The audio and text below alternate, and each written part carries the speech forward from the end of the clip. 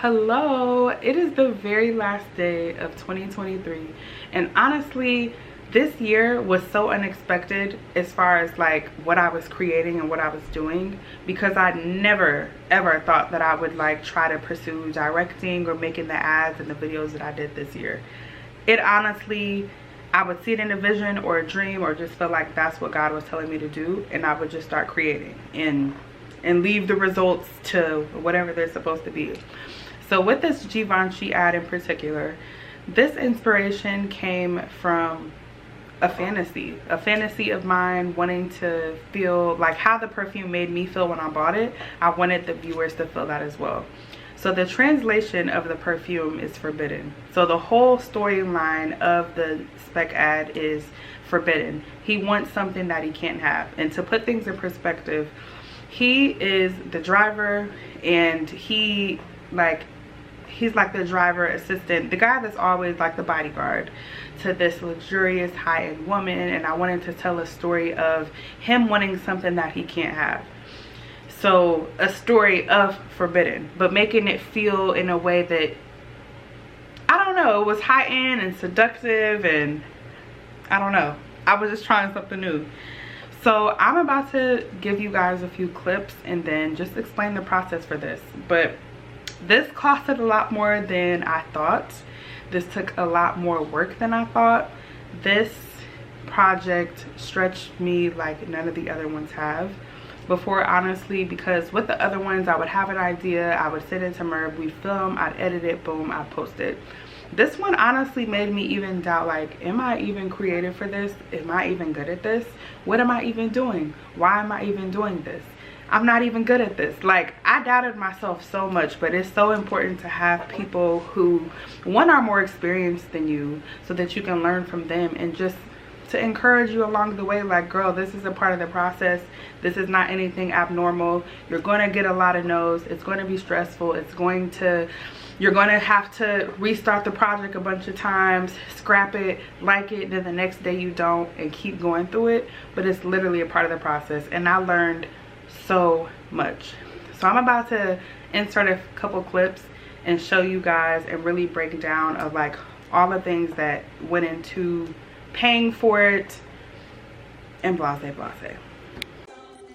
Listen, I have a brand new respect for anybody who creates anything, whether that be music videos, a movie. Before, I thought that I could be, you know, when you watch a movie that's not the greatest, honestly, respect to those people, because they saw a vision and they created it and they put it out, because this was not easy. So during this process, we had so many no's. Finding the location for this, we tried hotels, auditoriums, calling all of these places, and all of them were no, or they just weren't working out or fitting the vision. I wanted this to feel high end. I wanted it to give luxury. I wanted it to give Hollywood vintage glamour. And that took a lot more work and money than I thought. So everything that you see on set, honestly, was donated to us by Queen City Collectors, which is in Springfield, right beside the studio that I had to book. And it just worked out beautifully. The wardrobe, everything, honestly, in this project costed about $2,000. I had to hire an actor, I had to hire an assistant, had to hire the DP, and drove to Springfield for this. This was a 2-day project, and y'all, this stretched me like I have never been stretched before. Like, this project was not easy, but it was so worth it, and I'm so proud of it. I'm so happy for it. And yeah. So for this tiny video on Instagram that we posted, $2,000 later, y'all, $2,000 later, roughly, and scrapping 2-day project, scrapping everything, deleting my video, doing it again, doing a different song, trying it out, not liking it, disliking it, starting it over again, y'all. It was such a process, but this was so much fun. I learned so much.